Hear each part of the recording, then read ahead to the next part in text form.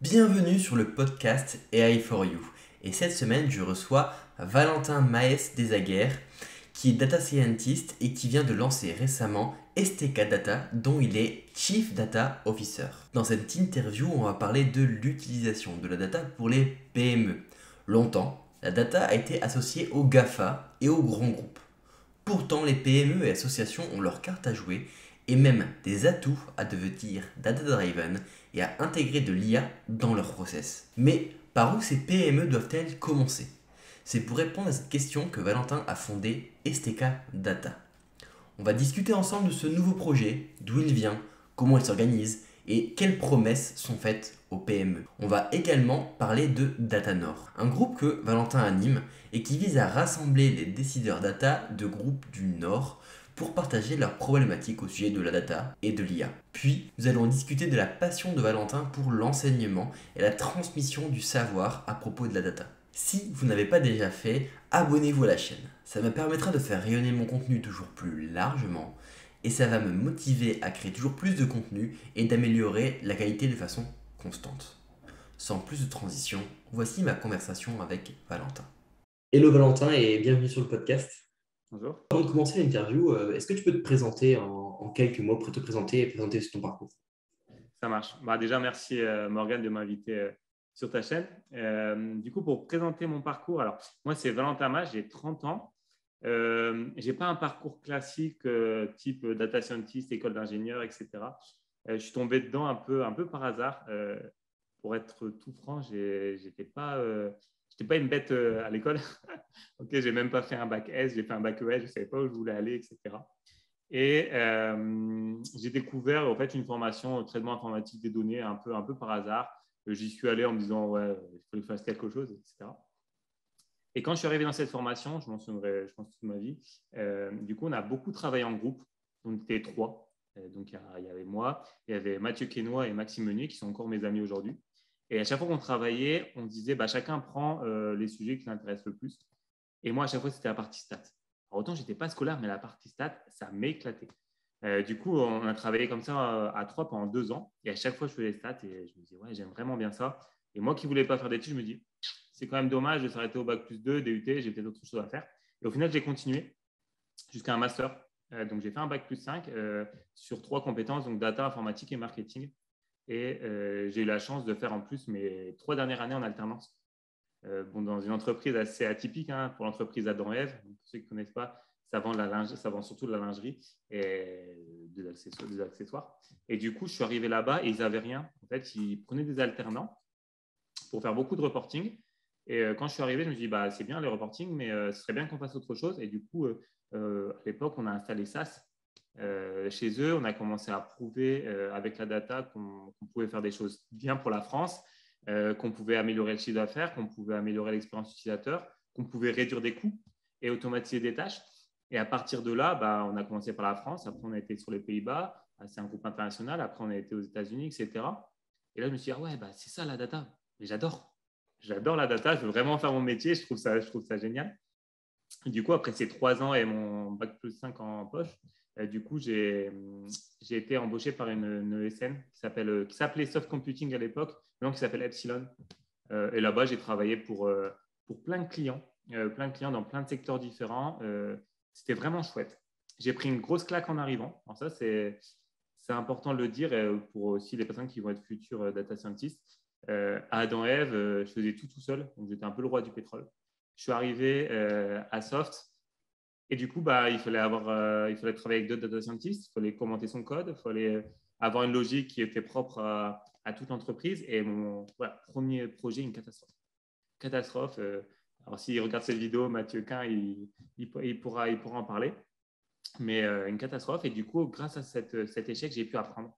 J'ai vraiment pu apprendre à bien formater mon code, à bien formater ma logique, à bien savoir parler de la data. Je suis resté chez eux, je pense, pendant 1 an et demi.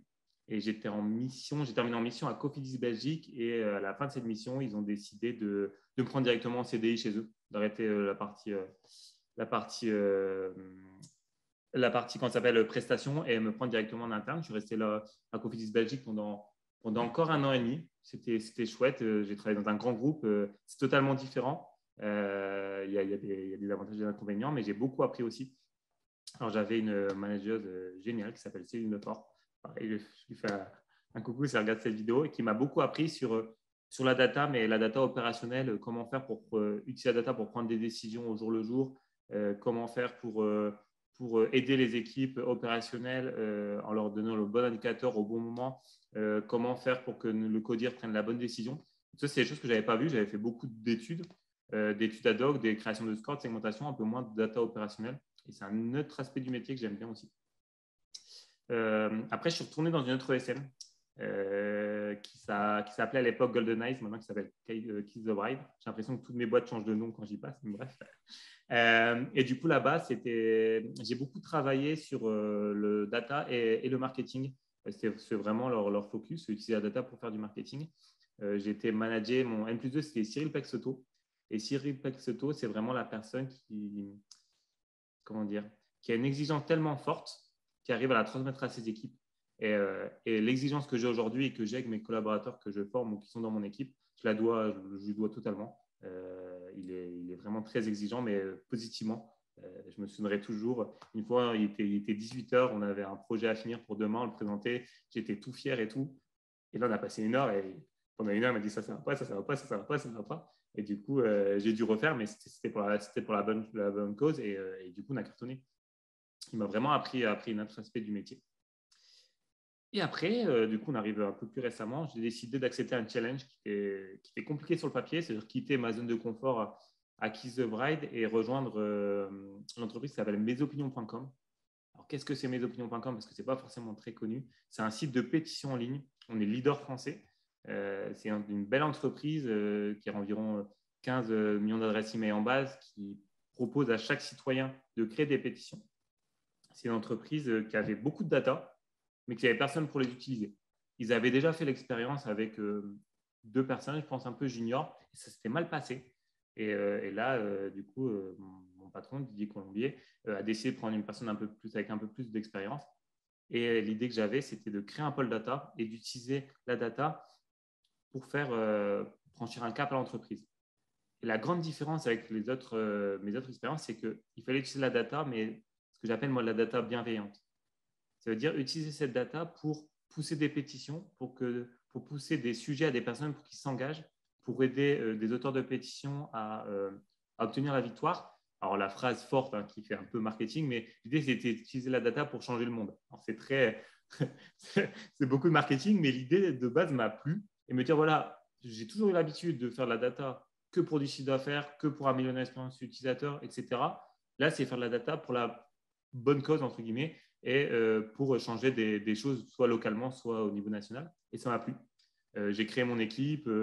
La boîte est quasi data-driven. C'est une grande fierté. Pour arriver de rien à data-driven, ça a pris 2 ans et demi. Et à force de montrer à mon patron que la data pouvait vraiment faire changer une boîte, changer totalement d'univers, du coup, avec lui, on a cofondé STK Data. On en parlera juste après. Mais du coup, je viens de créer ma boîte. Je suis chef data officer là-bas et je m'éclate. Donc, j'en parlerai juste après. Je m'éclate dans cette entreprise. Et à côté de ça, on en parlera aussi après. Je sais, on va avoir beaucoup de sujets à parler. Mais je suis aussi formateur sur le site Open Classroom. Je donne des cours à la fac. Et j'ai aussi créé mon club data. Ouais, c'est vrai, c'est beaucoup de choses. On a beaucoup de choses à aborder dans cette interview. Et j'aimerais commencer par parler du coup d'STK Data. Du coup, est-ce que tu peux parler un peu plus du projet? Qu'est-ce que c'est et à qui ça va servir? Bien sûr. En fait, STK Data, c'est une agence data, comme il existe plein, surtout sur l'île et Paris. Mais notre petite particularité, c'est qu'on va s'adresser aux PME, enfin qu'on s'adresse aux PME, aux associations. En fait, l'idée, c'est d'utiliser la data interne. Alors, j'insiste bien sur la data interne, ça veut dire qu'on va se brancher ou récupérer la donnée du client. Qu'est-ce que c'est une donnée? C'est les articles qu'il a vendus, les informations sur les clients, les informations sur les produits. Et l'idée, c'est d'analyser tout ça pour identifier des leviers de croissance. Des leviers de croissance importants qui va permettre à l'entreprise de générer soit plus de chiffre d'affaires, soit générer une meilleure expérience utilisateur, soit gérer mieux son stock, soit même renforcer sa promesse ou même sa raison d'être. Et tout ça, on va le faire avec la data. Et nous, on a un système chez STK Data qui permet au fait, à l'entreprise de prendre zéro risque. Ça veut dire que nous, on arrive, on leur demande, on leur explique ce que c'est STK Data, on leur demande s'ils sont prêts à nous soit donner leurs données, soit qu'on arrive à se brancher sur un outil pour extraire des données. On fait un audit, on essaye de trouver ces levées de croissance, mais si on n'en trouve pas, eh ben, l'entreprise ne paye pas l'audit déjà.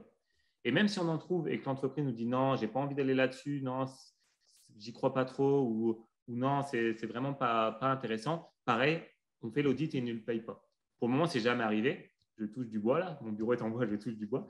Mais en tout cas, c'est une proposition qu'on fait. Ça veut dire que tant que la personne n'est pas, le responsable n'est pas OK pour partir avec nous en prestation, ça lui coûte 0 €. Une fois que l'audit est fait, du coup, nous derrière, on fait la presta data. Et qu'est-ce que ça veut dire la presta data? Ça veut dire qu'on va créer des algos très simples. L'idée, c'est que vraiment, et j'insiste beaucoup là-dessus en rendez-vous client, l'idée, c'est que la data, on peut en parler de manière très compliquée, on peut en parler aussi de manière très simple. Le responsable, le directeur d'une PME, d'une association, ça ne l'intéresse pas de savoir que c'est une random forest, que c'est une régression logistique ou que c'est un réseau de neurones. Le seul but, c'est qu'il veut comprendre ce qui va se passer, qu'est-ce qu'on va donner en entrée, qu'est-ce qui va se passer en sortie et sur quoi il va devoir jouer. Et moi, sur STK Data, mon but, c'est vraiment de rendre cette data très simple à comprendre. Une fois que c'est bien expliqué, que le directeur est OK, nous, on fait une prestation et je peux vous donner quelques exemples. On peut créer des algorithmes qui permettent de faire une recommandation de produits. On a une PME qui a plusieurs articles, qui vend plusieurs articles. Elle ne sait pas quel produit proposer en deuxième, quel produit proposer en troisième. Nous, on va créer un algo qui va permettre de faire ça. On va pouvoir aussi créer des algorithmes qui permettent de mieux gérer le stock. C'est-à-dire identifier des produits qu'ils ont peut-être plus l'été, peut-être plus en mars, et du coup, réorganiser le stock par rapport à ça.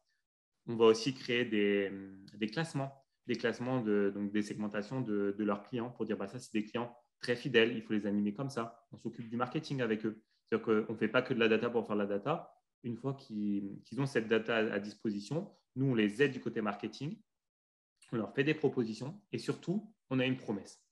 Cette promesse sur STK Data, quand on fait l'audit, on leur dit voilà, ce projet-là, si vous partez avec nous, ça peut vous faire gagner autant en autant de temps.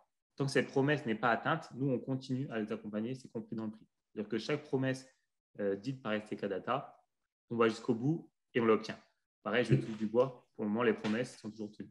D'accord, donc en fait, les packages, ça marche sur des promesses. En disant, d'abord, il y a une audit. Du coup, Ouais. si elle est, si j'ai bien compris, pour résumer, il y a une audit. Si tout se passe bien, qu'il y a des choses à trouver dedans, du coup, hop, la boîte part avec STK Data. Et après, là, du coup, il y a une promesse en disant, là, on va analyser un peu les données. On se dit, tiens, c'est sûr, on peut gagner au moins ça. Et du coup, la proposition est avec, du coup, on va gagner ça. Et du coup, c'est peut-être aussi plus simple de faire une offre en disant, on va gagner ça. Et du coup, ça coûte autant. Donc, et finalement, vous allez gagner plus que ce que ça coûte finalement sur le long terme, etc. Donc, c'est peut-être plus facile à vendre de vendre avec des promesses, j'imagine.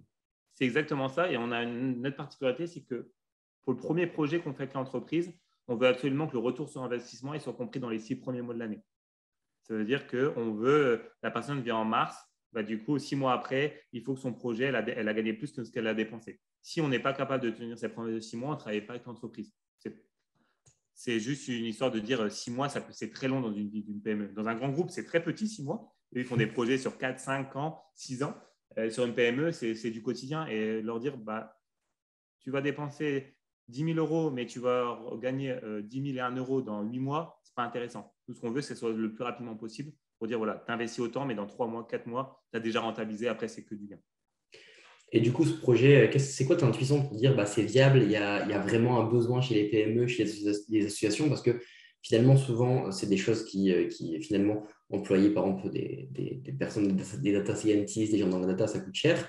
Ces PME, des fois, n'ont pas forcément beaucoup d'investissement à faire, même si au bout de 6 mois, c'est rentabilisé, du coup, ça réduit un petit peu le risque, le satisfait remboursé réduit le risque. Mais c'est quoi l'intuition de se dire, il y a assez de personnes qui sont prêtes à payer pour avoir des réponses à ces promesses? Alors du coup, il faut souvenir, il faut que je rappelle comment la boîte elle s'est créée. Comme je dis, ça fait à peu près une dizaine d'années que je fais de la data. Et à force de faire de la data, le monde de la data est vraiment petit. Alors, ceux qui travaillent dedans, ils savent, et les futurs, ils se rendront compte que la data, c'est vraiment petit. Et j'ai l'habitude de parler de tout avec les data scientists que je rencontre. Et je me rends compte que dans les grands groupes, une équipe data, il y a en interne, ils sont obligés de passer par de la presta parce qu'ils n'ont pas les capacités de recruter. Pourquoi? Parce qu'ils ne trouvent pas les bons candidats. Aujourd'hui, il y a une déficit sur le marché, surtout à Lille, de personnes qui ont de l'expérience en data. Donc, je dis, OK, en interne, ils sont obligés de passer, les grands groupes sont obligés de passer par des boîtes de presta. Je vais rencontrer des boîtes de presta et ce qu'ils me disent, eux, c'est qu'aujourd'hui, ils sont obligés de refuser des contrats parce que du coup, ils n'ont pas assez de personnel qualifié en data. Je dis, c'est quand même dingue, c'est le serpent qui se mord la queue. D'un côté, ils ont besoin de presta, etc.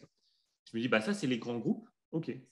Et ces autres entreprises de SN, ils s'intéressent qu'aux grands groupes. Et les PME, j'ai été voir un peu et je leur dis, voilà, qu'est-ce que vous pensez de la data? Et tous, ils m'ont répondu au début, la data, ce n'est pas pour nous. La data, c'est quelque chose de compliqué, il faut avoir beaucoup de volume, ça coûte cher, etc. J'ai dit, non, ça ne coûte pas cher. Il faut juste identifier le bon levier. Une fois que j'ai dit ça, c'est bien. Pourquoi le projet sera viable? Parce que du coup, je me dis, sur l'île, du coup, le marché de la PME et des associations est très peu pris par les autres ESN. J'ai 10 ans d'ancienneté en data et je suis capable facilement de créer une équipe. Aujourd'hui, on est à peu près 10 chez STK Data. Du coup, je sais que j'ai les capacités de recruter. Donc, du coup, c'est ce qui me rend serein. Et surtout, les discussions que j'ai avec tous les responsables des PME qui me disent, oui, on a envie d'y aller, mais on n'arrive pas à recruter. On n'a pas envie de mettre un salaire trop cher sur ça parce que c'est le début, on ne sait pas trop. Du coup, pour moi, c'est la bonne solution de passer par une entreprise comme la nôtre qui est agile, qui va être là, qui ne va pas être le gros mastodonte, qui va être là pour être dans la même agilité que la PME et surtout qui va être là dès le début. C'est ça qui est important, c'est de se lancer. Le plus dur dans un projet, c'est de se lancer et nous, on est là pour les aider. D'accord. Et du coup, c'est quoi le déclic qui t'a fait, OK, maintenant je me lance, parce que du coup, ça fait pas très longtemps que tu te lançais, mais c'est quoi qui t'a dit, allez, hop, maintenant, ça y est, il y a vraiment un truc, je me lance, et c'est parti. Alors, du coup, c'est deux personnes qui m'ont fait lancer. Donc, c'est Didier Colombier, mon patron, et un collègue qui s'appelle Rémi Fertin. Ça fait quelques mois qu'il n'arrêtait pas de me dire, Valentin, il faut que tu te lances. Regarde ce que tu as fait avec mesopinions.com. Nous, on était une PME, on a explosé. Tout ça grâce à la data. Il voit que je fais des conférences, que je donne des cours en ligne, etc. Il faut aider. C'est trop important d'aider la région avec la data et tout. Moi, je disais oui. Ouais, c'est bien, on verra ça plus tard. Et à un moment, il m'a dit non, mais là, il faut se lancer. On n'arrête pas de faire des rendez-vous. Tout le monde nous dit qu'ils sont OK, qu'ils pensent qu'il y a de l'avenir pour les PME là-dessus. Il faut y aller. Et en fait, j'avais besoin du premier client.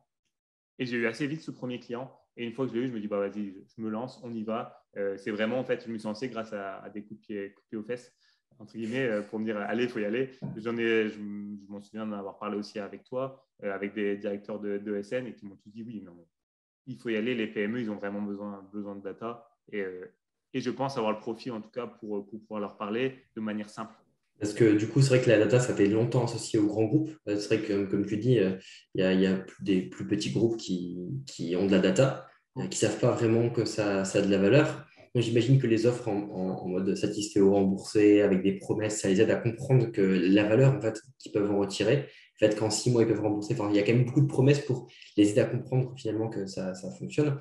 Est-ce qu'il y a un changement dans l'écosystème data qui a fait que maintenant, c'est plus facile d'adresser des sujets dans une PME?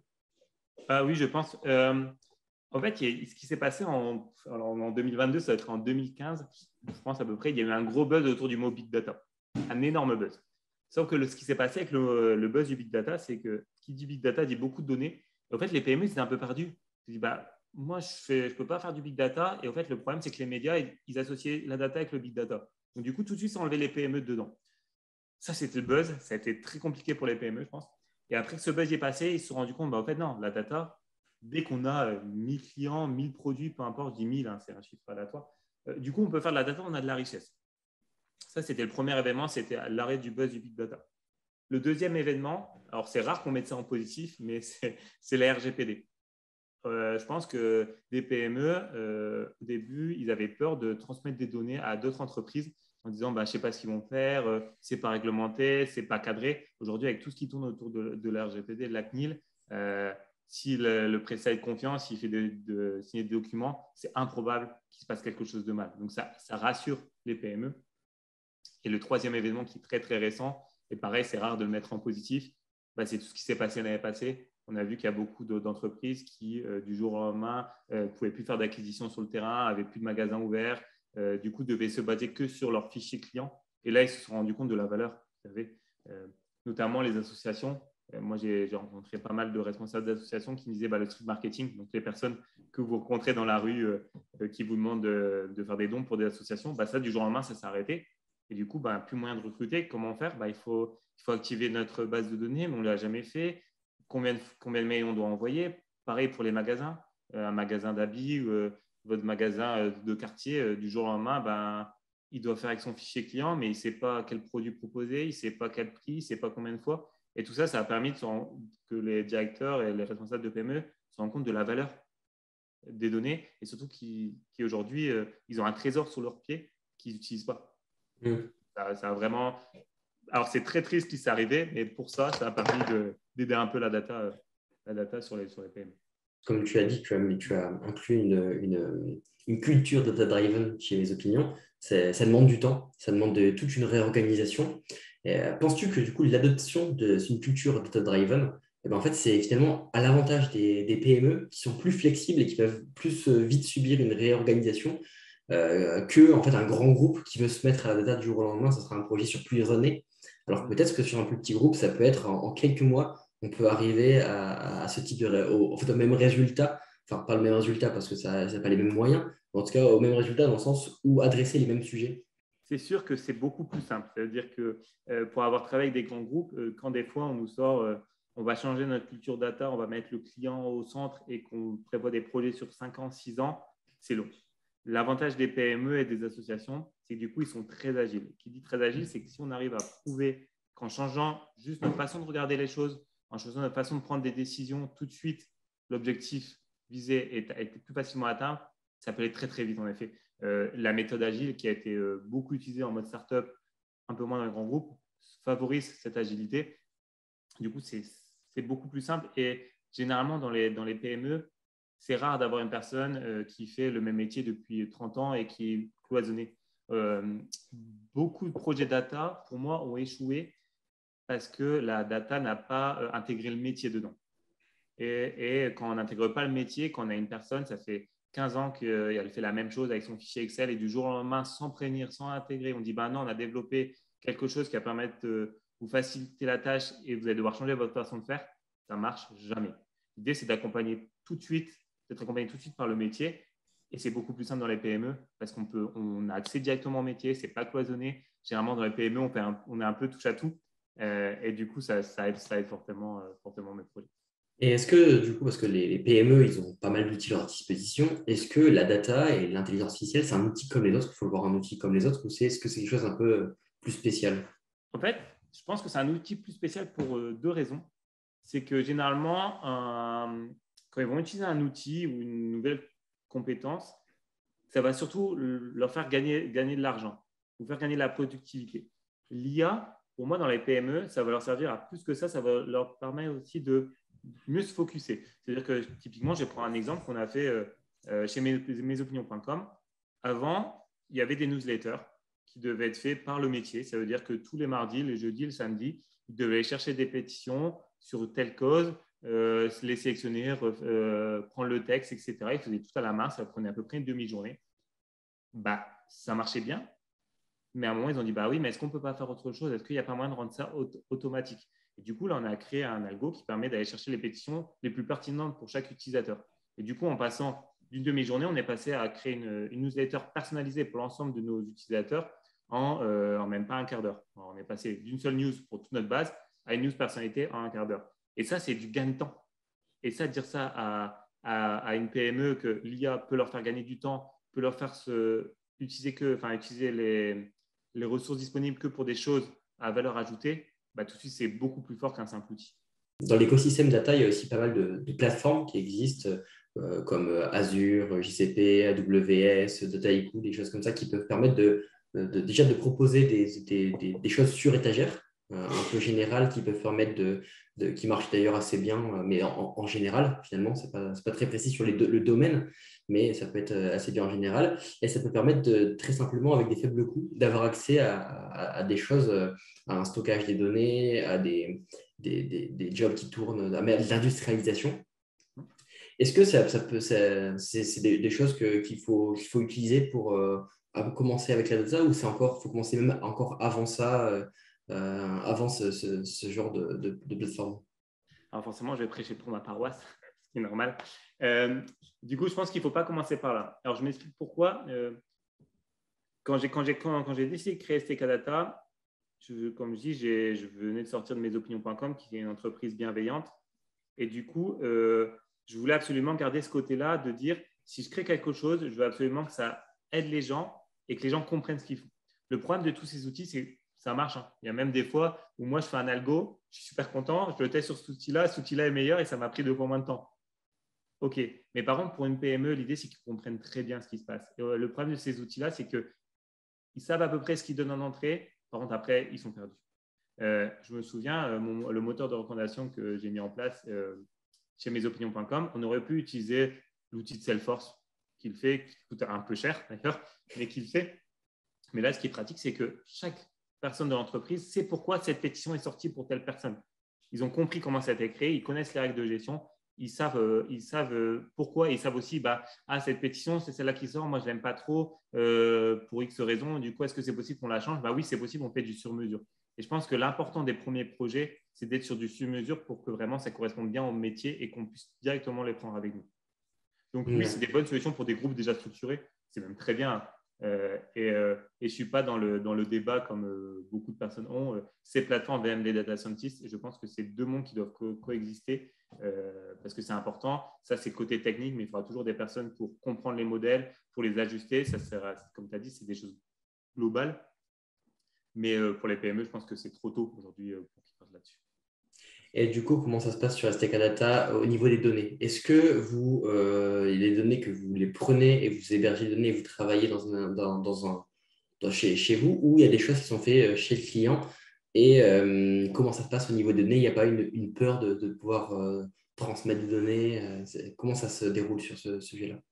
Alors du coup, nous, on a plusieurs façons de récupérer les données. La façon qu'on préfère, ça c'est celle qu'on préfère, mais c'est la moins courante parce que du coup, ça demande que le client soit structuré. Nous, l'idée, c'est que l'entreprise, en interne chez eux, soit ils ont une machine physique, soit une machine virtuelle sur laquelle on peut se connecter en VPN. Comme ça, il n'y a aucune donnée qui sort de l'entreprise. Ça, c'est le truc le plus sécurisé. Au moins, il n'y a aucune donnée qui vienne chez nous. Et en plus, pour accéder aux données, il faut identifier un mot de passe. Comme ça, on sait qui a pu se connecter, etc. Ça, c'est la solution idéale. Si jamais, comme la plupart des PME et associations, les données se trouvent sur des outils, ils sont obligés d'extraire, ils nous envoient des fichiers CSV. Nous, ce qu'on fait, c'est qu'en fait, on a des PC pour STK Data qui sont déjà sécurisés, qui sont cryptés. Et en fait, pareil, on a un PC chez nous et en fait, on se connecte en VPN dessus. Okay. L'idée, c'est en fait de ne pas avoir de fichiers en local parce que qui dit fichier en local, il suffit qu'on prenne notre ordinateur, qu'on le perd, etc. Ce n'est pas sécurisant. Bien sûr, on a tout un process pour anonymiser les données. Donc déjà de base, on demande de ne pas avoir de données personnelles. On évite l'adresse mail, on évite nom, prénom, adresse complète, etc. Et si jamais l'entreprise ne peut pas le faire, du coup, nous, on a un système qui permet d'anonymiser. Donc, on crée une clé unique et qu'il y a que le client qui sache. Comme ça, même, pire des cas, on se fait hacker de dingue. Du coup, on ne peut rien faire avec les données parce qu'on ne peut pas les identifier. Et aussi, on se fait accompagner par du coup Mesop, et du coup, c'est la même structure. On se fait accompagner par une entreprise qui s'appelle Yogosha, qui fait souvent des tests d'intrusion chez nous pour tester que notre système est OK. Et du coup, ils nous remontent des failles qu'on corrige, etc. Et bien sûr, après, on a des antivirus, etc. On est RGPD compliant. Mais voilà, moi, c'était un vrai souci au début. Je me suis dit, comment les entreprises vont faire pour nous faire confiance, pour nous donner les données. Il faut savoir que je suis DPO de la boîte Mes Opinions, je garde encore ce statut-là. Et c'est vrai que c'est un truc qui est vraiment important, que je dois beaucoup rassurer là-dessus, parce que ça peut faire peur. C'est quand même leur richesse, c'est quand même l'or noir, comme on dit, la data. Mais du coup, moi, je suis très rassurant là-dessus. Et au contraire, des fois, je préfère être plutôt exigeant, voire même des fois dire, non, ce fichier, tu me l'as envoyé, je ne peux pas le prendre. Il y a trop de données perso, retravaille-le chez toi ou reviens chez nous, on va l'anonymiser ensemble et après, tu repars avec, que de faire des trucs un peu bancals qui pourraient prendre des risques pour eux. Là, du coup, tu dis que c'est un peu compliqué de convaincre les clients. Comment tu as fait toi pour trouver ton premier client, qui t'a fait le déclic? Ouais. Alors, ce premier client, donc, du coup, j'ai eu la chance, à force de travailler dans plein d'entreprises, du coup, j'ai un collègue, quand j'ai décidé de lancer STK Data, il en a parlé autour de lui. Et du coup, il a dit, oui, Valentin, il a travaillé avec moi, il a fait des bonnes choses, etc. Et du coup, le client était facilement convaincu de la promesse. Du coup, je vais les citer aussi, comme ça leur fera un peu de pub. C'est la Bouquinerie du Sar, c'est une librairie solidaire. Et du coup, ils m'ont fait confiance et ça a plutôt bien marché. Ils sont contents, en tout cas. C'est le principal et c'est vraiment ce qui m'a lancé. Et c'est vrai que c'est important. Le premier client, toute la vie des STK Data, on retiendra que c'est la Bouquinerie du Sar qui nous a fait confiance. Et en plus, super pour moi qui veut toujours donner du sens à mes missions. Une librairie solidaire, une entreprise qui fait de la réinsertion professionnelle et qui empêche qu'on jette nos livres, parfait. Le premier client parfait. Et est-ce que c'est vrai que la plupart du temps, dans les grands groupes, il y a des personnes qui ne sont pas toujours, c'est pas toujours évident le potentiel et la valeur de la data. Est-ce que tu penses quelque chose où ça peut être très compliqué à transmettre l'idée que la data, les données, ça a de la valeur? Ouais.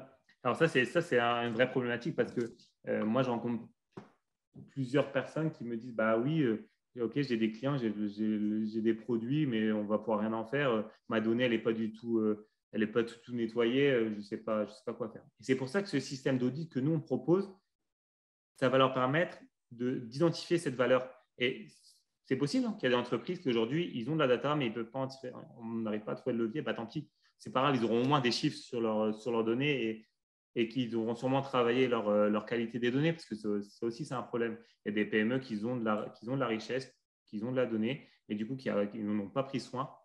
Et du coup, sans cette qualité, ça perd un peu de valeur. Donc, du coup, des fois, bah, OK, il n'y a pas de levier important, votre data n'est pas assez propre, bah, ce n'est pas grave. L'idée, c'est justement maintenant de tout faire pour la nettoyer, pour bien la récolter, pour que dans 1 an, 2 ans, bah, là, cette richesse qui dort sous le tapis, on va dire, elle peut ressortir et là, on peut faire des belles choses. Donc, en fait, même quand il n'y a pas de richesse, c'est que la donnée, elle n'est pas assez bien traitée et c'est de mettre en place des choses pour la qualité de la donnée. Et du coup, donc là, il y a des clients qui viennent te voir pour traiter ces sujets-là. Du coup, comme ça fait pas longtemps, tu es encore tout seul ou il y a des gens qui t'as déjà une petite équipe? Comment ça se passe? Ah oui, j'ai déjà une petite équipe, alors j'ai de la chance là-dessus. J'ai déjà une petite équipe, donc j'ai récupéré des personnes qui travaillent avec moi chez mesopinions.com. J'ai récupéré des personnes qui ont travaillé avec moi pour Cofidis, etc., dans mes anciennes expériences. Et du coup, ils ont tous voulu rejoindre le projet, donc ça, c'est plutôt cool. Et ça a été vite. Aujourd'hui, on a environ une petite dizaine. Du coup, on a un peu tous les profils. C'est ça qui est intéressant. Quand je recrute, là, pour STK Data, j'essaye d'avoir des personnes qui ont travaillé dans tous les secteurs différents. Par exemple, moi, je n'ai jamais travaillé en santé. Je n'ai jamais eu cette chance-là. Bah, là, j'ai recruté une personne qui s'appelle Noémie Vervac, qui a fait toutes ses études, toute sa thèse sur la data et la santé, qui a participé aussi à l'élaboration de plusieurs tableaux de bord sur le Covid, etc. J'ai une autre personne qui a travaillé beaucoup dans le retail, une autre personne qui a travaillé beaucoup en banque, une autre personne qui a travaillé dans la distribution. Voilà, j'essaie d'avoir un maximum de secteurs pour pouvoir parler à tout le monde, parce que c'est important. C'est bien beau d'avoir la donnée, mais c'est aussi de pouvoir comparer un peu avec ce qui fait ailleurs, et c'est ça que ça plaît pas mal.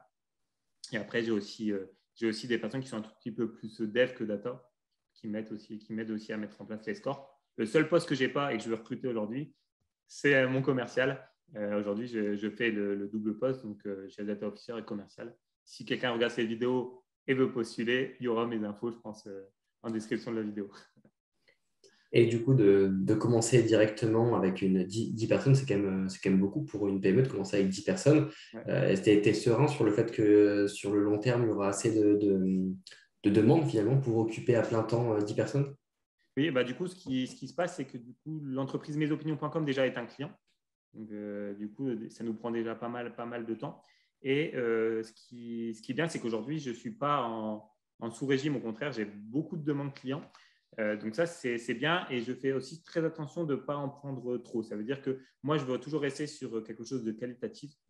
Mon intérêt, ce n'est pas d'avoir 60 data et de répondre à toutes les demandes des PME, des associations et de faire un travail rapide. Moi, comme j'ai dit, le plus important, c'est la qualité. Je me permets de refuser des clients si je ne trouve pas le levier. Bah, pareil, si jamais aujourd'hui, j'ai trop de demandes et pas assez d'effectifs, je n'ai pas accepté les clients.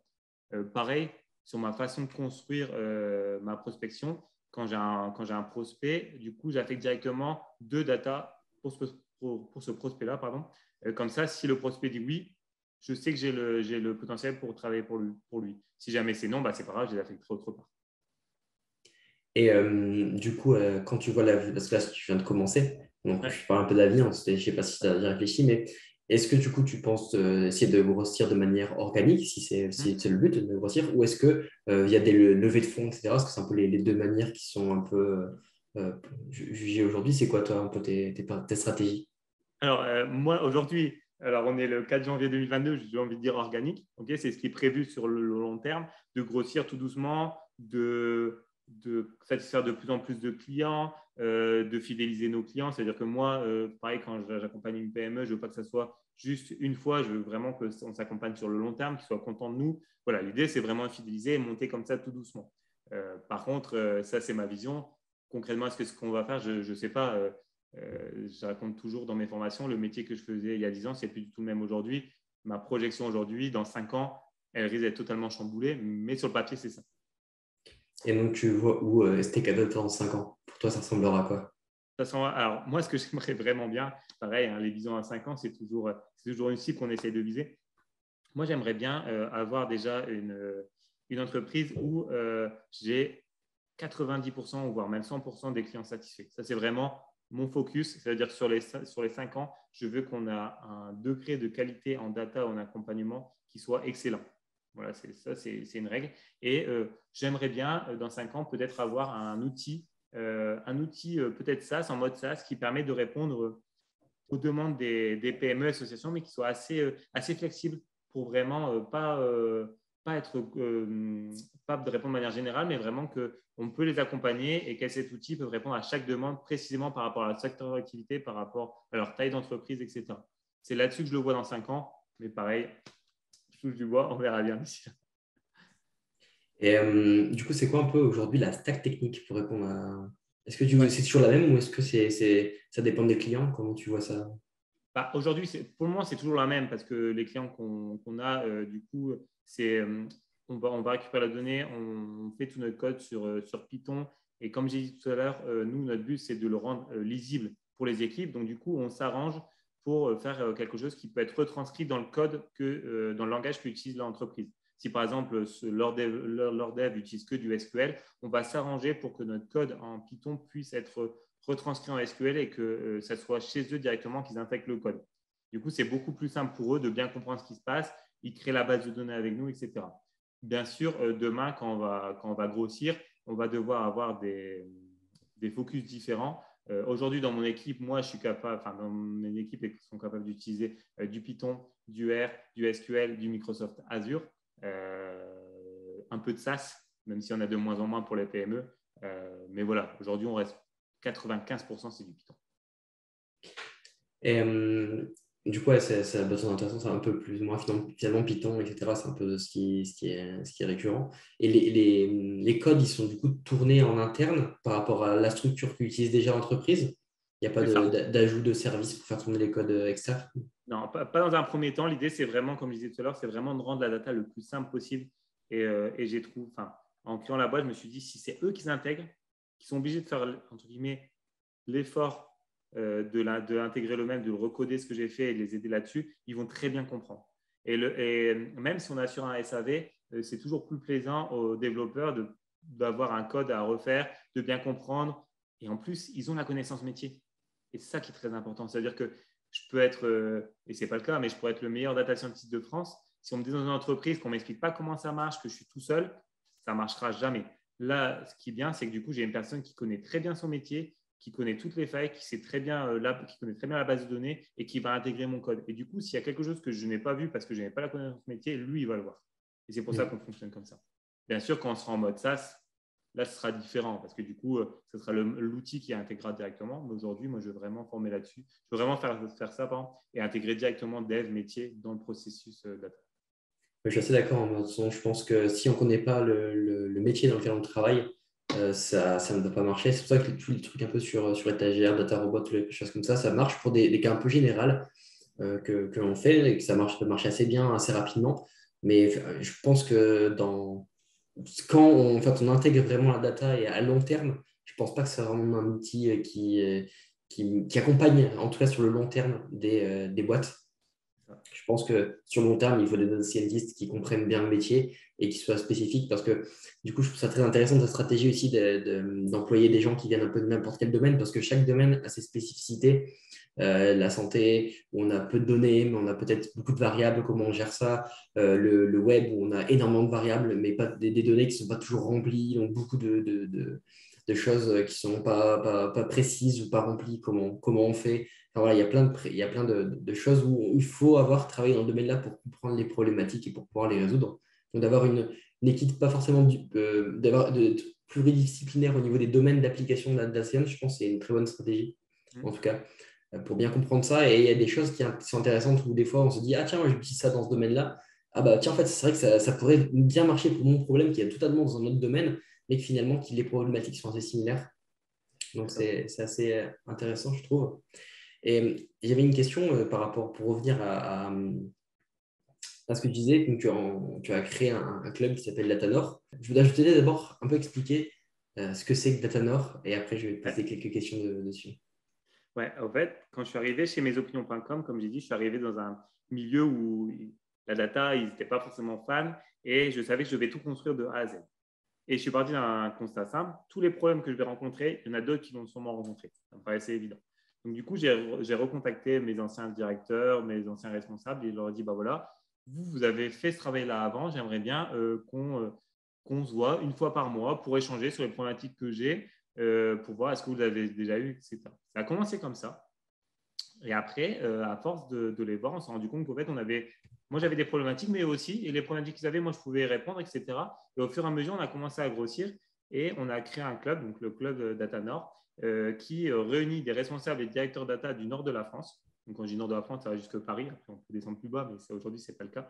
Et on se voit une fois par mois. Et l'idée, c'est vraiment d'échanger sur tous les sujets. Qu'est-ce que c'est un sujet data? Ça peut être comment recruter, ça peut être quelle organisation, ça peut être des choses spécifiques comme la data vise, mais ça peut être aussi des choses, des nouveaux algos qui tournent, une nouvelle startup qui fait du bruit, ben on va les rencontrer. On a envie d'avoir, je ne sais pas moi, de mettre des licences tous ensemble sur un logiciel très cher, ben en fait, on va tous le prendre en même temps. Voilà, c'est vraiment l'idée, c'est de nous faire grandir et faire grandir, entre guillemets, le nord de la France sur la data, parce que plus on va se parler, mieux ça sera. Et ce qui est intéressant, pareil, comme j'ai créé mon équipe, aujourd'hui, les gens qui font partie du club data Nord, c'est tout secteur. J'ai de la banque, j'ai des ESN, j'ai des vendeurs de parfums, j'ai des personnes qui font du conseil. Voilà, l'idée, c'était vraiment d'élargir et on a réussi à tenir longtemps en physique. Après, on a eu le Covid, donc c'était en visio, c'était un peu moins fun. Je pense que tu connais ça avec Data Lille. C'était un peu moins fun. Là, sur la fin de l'année, du coup, ça a été assez compliqué de se revoir, mais de manière générale, on a réussi à tenir une fois par mois. Et là, ça va repartir. On est en train de déterminer les projets pour l'année 2022. Les projets que tout le monde trouve. Enfin, en fait, je fais voter tous les projets de l'année et les 5-6 projets les plus votés, bah, du coup, on dit à chaque personne qui veut présenter ce projet-là, qui le prend en main et après, on nous le présente. Voilà, et je laisse toujours quelques rendez-vous pour des startups ou des gros projets. Du coup, dans ce club-là, il y a pas mal de personnes qui ont déjà de la culture de la data dans les boîtes. Est-ce que du coup, tes clients, est-ce que le but, c'est que tes clients un peu rejoignent ce groupe-là parce que pour apporter leurs problématiques, peut-être trouver des conseils, etc. Ou est-ce que c'est vraiment deux choses qui sont totalement scindées? Aujourd'hui, c'est deux choses qui sont totalement scindées. Avec ton explication, je me dis que c'est peut-être dommage. Je n'y avais jamais pensé. Parce qu'aujourd'hui, le club, on s'est dit qu'il fallait qu'on soit entre guillemets, qu'entre décideurs qui font de la data, parce que du coup, on a un focus, on a une vision particulière. Mais c'est vrai que ça peut être intéressant, une fois dans l'année ou 2 fois dans l'année, de réunir des PME, des associations, des grands groupes, d'autres personnes qui ont des problématiques, qui ne savent pas comment gérer en data et qui nous expliquent leurs problèmes et que nous, on trouve des solutions. C'est vrai que ça peut être très intéressant. Ça sort un peu du contexte, hein, mais ça serait possible. Ça serait possible de le faire. Parce que finalement, tes clients, c'est des personnes qui vont devenir potentiellement, à un moment donné, des décideurs data. C'est ça. L'idée des tech data, c'est de t'accompagner sur la data, mais finalement, eux, il y a quand même un interlocuteur métier qui va devenir à un moment donné décideur data, même si ce n'est pas lui qui va être recruté, mais en tout cas, voilà, dans la boîte, il va avoir finalement un décideur data. Non, c'est ça. Non, mais c'est vraiment une bonne idée. Comme quoi, c'est ce que je dis toujours à l'échange avec les personnes, c'est ce qui fait grandir. Et là, ça fait, je sais pas, peut-être 30 minutes qu'on parle et voilà, il y a une idée qui surgit et c'est vraiment ça qui est important en data et même dans la vie générale. Les relations humaines, bon là on est en visio, mais font grandir, c'est sûr. Et du coup, dans le club, il y a des places limitées, il y a des gens qui peuvent venir. Peut-être s'il y a des décideurs data qui nous écoutent, comment est-ce qu'ils doivent te contacter? Comment ça fonctionne? C'est ça, aujourd'hui, on n'a pas déposé de statut en mode associatif ou quoi. Comment ça fonctionne? Du coup, quand il y a une personne qui veut rejoindre le club data, pour le moment, je suis le seul à donner mon aval. C'est-à-dire que je dis, bah oui, c'est intéressant parce que c'est un profil qu'on n'a pas. Du coup, généralement, ça passe par mail ou par LinkedIn. C'est vrai qu'on a un focus de 5-6 personnes qui étaient là dès le début. Et quand j'ai des doutes sur la personne pour dire est-ce que ça va rapporter un peu plus de choses, est-ce que ça va apporter des choses au club data, généralement, je leur demande leur avis en disant voilà, on a ce profil-là, il vient de tel secteur. Est-ce que vous pensez que c'est intéressant ou pas? Parce qu'au début, j'avais très peur de créer un club data et que ça soit que des personnes qui viennent faire un peu vendre leur entreprise, des ESN, etc. Ça m'a fait un peu peur au début. Donc, c'est pour ça que j'ai choisi de faire un club qui est un peu fermé. Ça veut dire qu'il faut me contacter avant de pouvoir venir à une session. Mais par contre, une fois qu'on est présent dans le club, là, on anime, on est vraiment avec tout le monde. Mais ouais, le premier focus, c'est vraiment moi qui fais. D'accord. Et en parallèle de ça, parce que du coup, tu fais quand même beaucoup de choses, c'est que tu donnes des formations aussi, du coup, dans le domaine universitaire, mais aussi en ligne, via Open Classroom. J'ai un peu de mal. Est-ce que tu peux me parler un petit peu de tes expériences? Pourquoi l'enseignement? Qu'est-ce qui te plaît dedans? Alors du coup, comme j'ai dit, si on revient tout au début, j'ai dit que je suis un peu tombé dans la data un peu par hasard parce que j'avais des profs qui étaient intervenants, mais trop bien. Et c'est vraiment ce qui a fait que j'ai choisi ce métier-là. Et je me suis dit, on m'a donné ça, j'aimerais bien le redonner aux autres personnes. Et ce qui est intéressant quand on fait la formation, que ce soit en interne en entreprise ou à la fac ou chez Open Classroom, c'est qu'en fait, en expliquant les choses, en formant, du coup, on en apprend aussi. Moi, quand je forme sur Open Classroom, j'ai des échanges avec des étudiants qui ont une façon de penser, qui ont une façon de voir les choses qui est totalement différente de la mienne. Donc, moi, je leur apporte côté technique, je leur apporte ma prise de hauteur, etc. Mais ils m'apportent autre chose. Et du coup, c'est vraiment gagnant. Il faut vraiment voir la formation comme, certes, c'est du temps pris, mais de un, on crée des relations humaines. De deux, on donne, en tout cas, j'espère, un avenir aux personnes qu'on forme. Et même nous, ça nous forme. Savoir faire quelque chose, c'est bien, mais savoir l'expliquer à une personne qui, de base, ne comprend pas ce qu'on fait, c'est encore mieux. Et ça m'a permis aussi, je pense que sans faire mentor Open Classroom, sans faire de cours à la fac, peut-être qu'STK Data n'aurait jamais vu le jour. Aujourd'hui, je me sens quand même assez serein pour expliquer facilement mon métier, alors qu'avant, j'aurais utilisé que des termes techniques. Là, ça fait peut-être 40 minutes qu'on parle de data, on n'a jamais utilisé un mot technique. Okay, et c'est vraiment mon but. Et c'est ça qui a fait, c'est de savoir expliquer à des étudiants, même à des… Moi, des fois, je fais des formations en entreprise. C'est de la reconversion professionnelle. Donc, c'est une personne qui était comptable qui aujourd'hui veut devenir data science. Si j'arrive avec des termes techniques, je vais le perdre. Et du coup, c'est vraiment intéressant.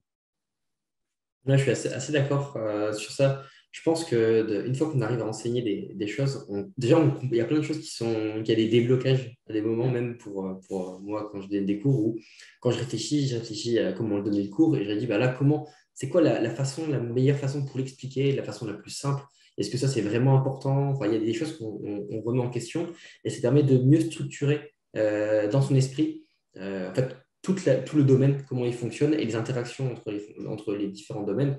Et je pense que ça, c'est aussi quelque chose qui est même au-delà d'acquérir des connaissances, mais de structurer soi-même tout le domaine, d'avoir en fait un peu la big picture qui est difficile à voir en fait quand on commence. En fait, on a l'impression d'avoir un domaine large qui, en fait, il est large, il est même énorme, mais qu'une fois on n'a pas besoin de savoir tout, en fait, une fois qu'on a bien structuré tous les domaines, eh ben, on peut prendre des décisions, on peut comprendre un domaine, même si on ne comprend pas jusqu'au tout l'ensemble, on arrive à l'appréhender. Et je pense que faire des cours, c'est pas mal ça. Et aussi, pareil, quand tu dis ça, des fois, il y a des élèves qui posent une question et là, la question, elle arrive, on dit, en fait, c'est vrai, je ne me suis jamais posé cette question. Comment, en fait, je l'ai appris plus ou moins à un moment donné dans mon parcours, j'ai appris que ça faisait ça. Je ne l'ai jamais remis en question. Et là, maintenant, il faut que je le remette en question, il faut que je donne une solution. Du coup, il y a pas mal de choses des fois qui s'éclairent en disant, en fait, j'ai jamais remis ce concept en question. Et en fait, pourquoi ce concept existe? Et du coup, ça nous fait poser des questions, ça nous fait mieux retravailler tout le domaine. Et pareil, je trouve que c'est assez formateur de faire de la formation. Non, carrément, je suis tout à fait d'accord. Et en plus, ce qui est bien, c'est que ça permet aussi d'être un peu plus humble. Des fois, on ne sait pas. Et en formation, ça arrive. Des fois, on me pose des questions, on ne sait pas. Ça permet de se dire, OK, je vais rechercher, je m'auto-forme et tout. Et ça fait du bien, des fois, d'avoir d'autres visions que d'être dans un monde où on parle tous le même langage. Ça fait vraiment du bien, je trouve. Et maintenant que tu développes un business qui doit te prendre beaucoup de temps avec Data Lille, est-ce que tu souhaites toujours autant t'impliquer dans la formation? C'est quelque chose que tu as peut-être un peu laissé de côté. Comment tu vois ça? Alors non, j'aime trop la formation. J'aime trop la formation pour le laisser de côté. Donc, l'idée, c'est qu'il faut que je gère bien mon agenda, mais moi, j'ai vraiment pas envie de lâcher ça.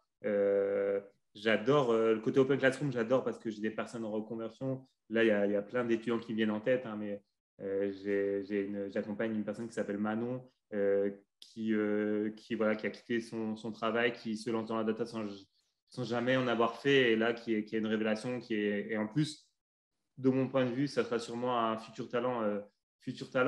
Ouais, ça me fait tellement plaisir. J'ai une autre personne, pareil, qui a une longue période de chômage et là, qui a décidé de se reprendre en main, de faire la formation et qui adore. Et je trouve ça trop bien. Là, j'ai des étudiants que j'ai eu il y a 4-5 ans quand ils ont vu que j'avais créé STK Data. Ils m'ont envoyé des messages en me disant merci, c'est grâce à vous que maintenant j'ai une rigueur en data, etc.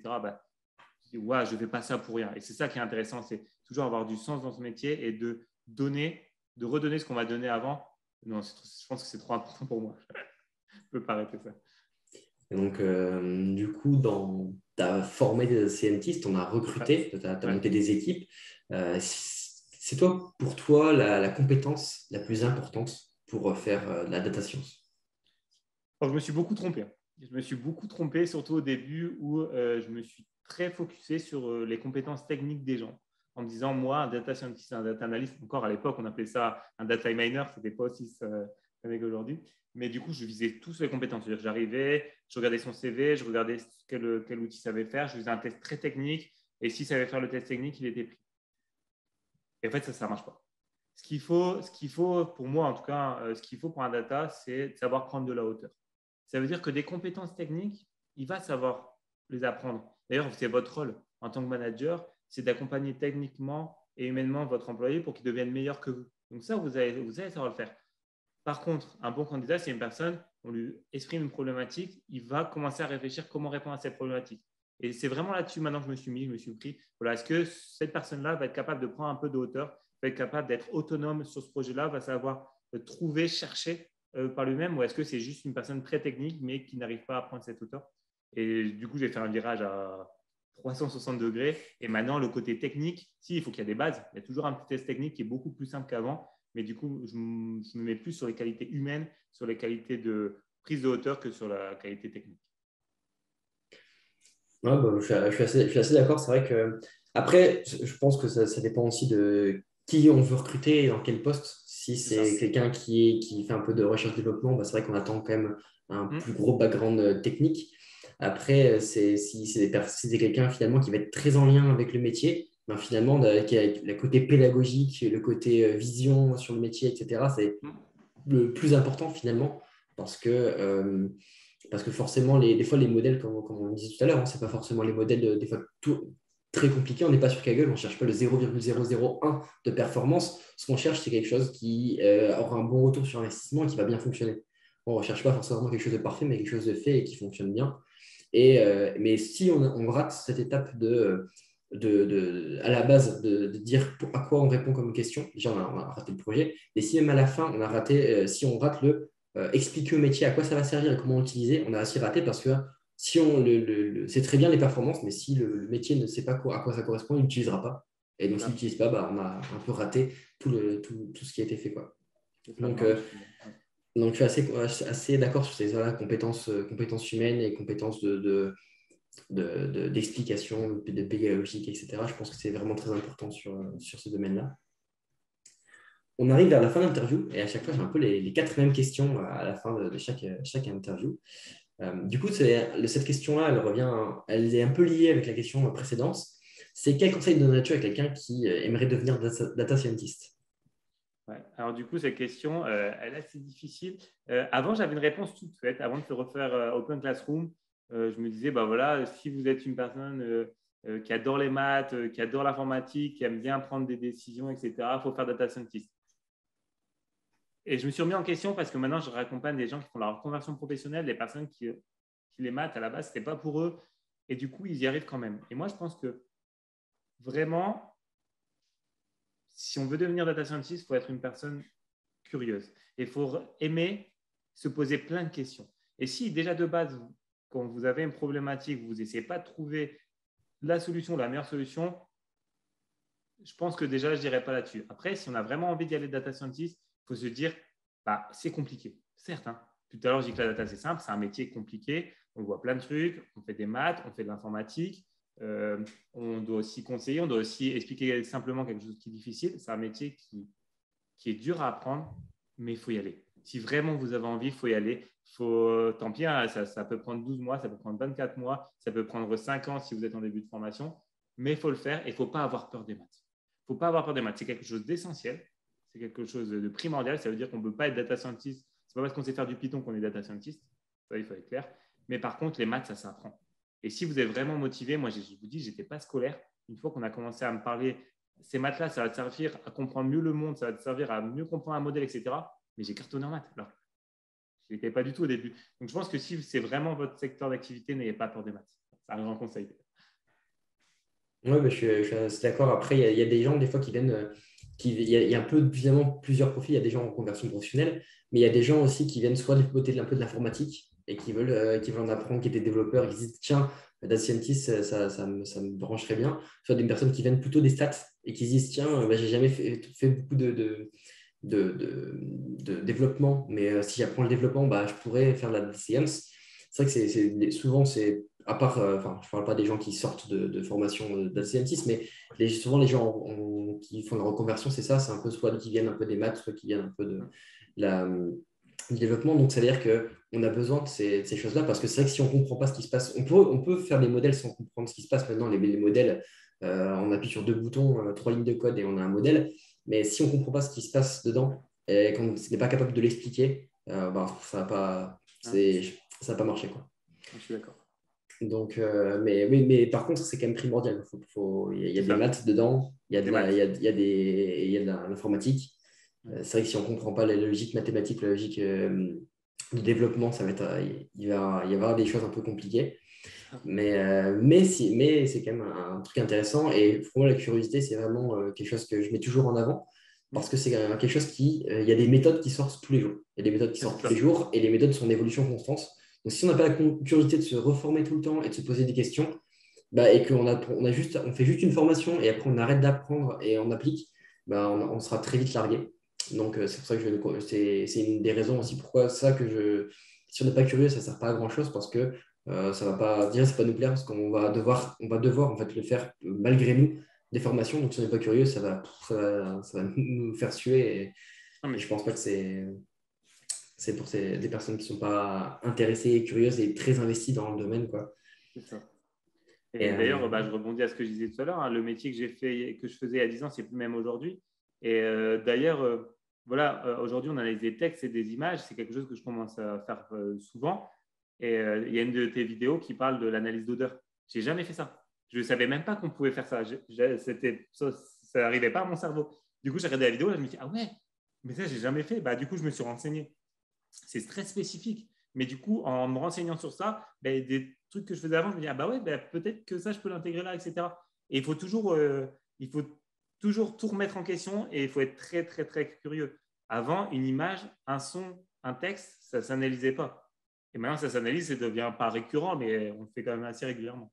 Maintenant, il y a des choses sur étagère où en fait, on peut utiliser du texte assez simplement pour des choses, quoi. Il y a des chatbots très génériques, il y a des choses de texte génériques pour faire des résumés c'est des choses même. Et l'image, pareil, sur des cas simples, il y a des choses qui sont très génériques et qui marchent très bien et qui sont maintenant sous étagère. Alors que finalement, ça vient c'est pas si vieux que ça. C'est la première fois qu'on a fait du deep learning sur des images à grande échelle et que ça a vraiment bien marché, c'est 2012 dans l'ImageNet. Donc ça fait il y a 10 ans. Et en 10 ans, maintenant, il y a des choses automatisées. Alors que avant, ce qui a été automatisé par les autres modèles pour être mis sur étagère, ça a mis bien plus longtemps que 10 ans. Là, maintenant, il y a des choses qui arrivent en recherche et c'est très vite en recherche-développement et après, c'est très vite commun en fait. Et donc, le passage de la recherche au recherche-développement est très rapide et donc, c'est pour ça qu'en fait, il faut se former continuellement parce que ça passe de la recherche maintenant à l'entreprise en quelques années alors qu'avant, ça pouvait mettre une bonne décennie à des Non, clairement. techniques alors qu'en data science, il y a vraiment c'est vraiment très rapide en fait, cette intégration en entreprise. Est-ce que tu as du coup un livre sur le domaine que tu conseilles après sur le domaine ou un livre en général, un livre que tu as envie de partager, que tu recommandes souvent? Du coup, ouais, je ne vais pas bien répondre à cette question. Je ne vais pas te donner des livres. Pourquoi? J'en ai lu beaucoup, hein, mais ce n'est pas les livres qui m'ont le mieux appris mon métier. Ce qui m'a vraiment appris mon métier, c'est les rencontres que j'ai eues avec des gens. Du coup, je vous en ai deux personnes sur l'île qui ont une vision data totalement d'ailleurs différente. Et si vous avez la chance de les rencontrer, leur parler, ça va vraiment vous faire progresser et vous donner une bonne vision du métier. Le premier, du coup, c'est Cyril Pexoto, qui est chef data officer pour Kiss the Bright, qui est très accessible. C'était mon N+2 il y a maintenant 3 ans et c'est vraiment une personne voilà, qui m'a fait fortement grandir. Et la deuxième personne, c'est une personne que j'ai rencontrée au Club Data qui s'appelle Didier Dumont, qui a une vision de la data qui est totalement à l'opposé de Cyril. Et pareil, vous pouvez lui parler, il est très accessible. Avant, il travaillait à Eurotunnel, qui est un secteur très particulier. Et ces deux personnes-là m'ont vraiment fait apprendre beaucoup de choses. Ça Merci répond beaucoup moyen à ta pour. question, hein, mais Non, mais de toute façon, après, ouais. c'est chacun Ouais. ses réponses. Et ça peut être intéressant, ça peut permettre à des gens, s'ils les croisent, de poser des questions. Ça peut être, la mise en contact, c'est vraiment très intéressant dans ce milieu-là. Même pour une vidéo, si tu arrives à avoir Cyril Pexoto en vidéo, euh, ça serait bien. Ah, je me renseignerai. Peut-être qu'il y a un sujet où je me dis, ah tiens, ça pourrait être intéressant de discuter sur ce sujet-là, pourquoi pas. Est-ce que tu as une citation, un proverbe qui vient souvent à l'esprit? Ah ouais, il y a un proverbe que j'utilise souvent qui est en fait, il y a une seule manière d'échouer, c'est d'abandonner avant la réussite. Ça, c'est le proverbe que j'utilise souvent. Et il y a un mot, mais je pense que mes collègues en ont marre, mais je le dis tout le temps. Dès qu'il m'arrive un truc, un modèle qui ne marche pas, un truc grave ou n'importe quoi, je dis, il y a pire dans la vie. Et c'est vraiment ma façon de voir, c'est il y a toujours pire. Donc, allez, on souffle. On a échoué quelque chose, on n'a pas réussi, c'est pas grave. On se repose dessus, on va comprendre pourquoi on a échoué, mais on n'est pas, le pire truc qui va nous arriver, c'est la mort. Mais tant qu'on n'est pas mort, il y a encore quelque chose à faire. Donc, ouais, il y a pire dans la vie, je l'utilise 2 fois par jour au moins. Ouais, ça va, je suis assez proche de cette philosophie-là où finalement, il faut apprendre à relativiser et se décrocher des trucs. Des fois, on va passer beaucoup de temps sur un problème et ça va nous miner le moral.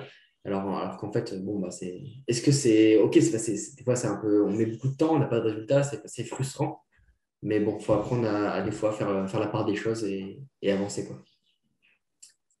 Euh, Est-ce que, donc là, ça va être les dernières questions pour avant de clore on va en clore l'interview. Et c'est un peu donc ton moment. Est-ce que tu as un message à faire passer, des choses que tu as envie de dire aux gens qui nous écoutent? Ouais. Déjà, première chose, si vous êtes une PME, vous voulez faire de la data, vous pouvez me contacter. Ça, c'est la première chose. La deuxième chose qui est pour moi important et qui a fait aussi qu'aujourd'hui, sur mon début de carrière, en tout cas, ça se passe très bien. Le travail, les missions que vous faites, c'est qu'une partie de votre vie. Faut pas oublier le côté perso. Je vois beaucoup de personnes, notamment en data, qui négligent un peu leur vie perso. Moi, j'ai la chance d'avoir une femme géniale et une fille parfaite, on va dire super, c'est normal, les filles sont toujours parfaites, mais voilà, d'avoir une famille qui m'accompagne, d'avoir des amis autour de moi, etc. Et ça, que cet équilibre vie perso, vie pro, je pense que je ne serais pas là, devant vous, j'aurais fait peut-être autre chose.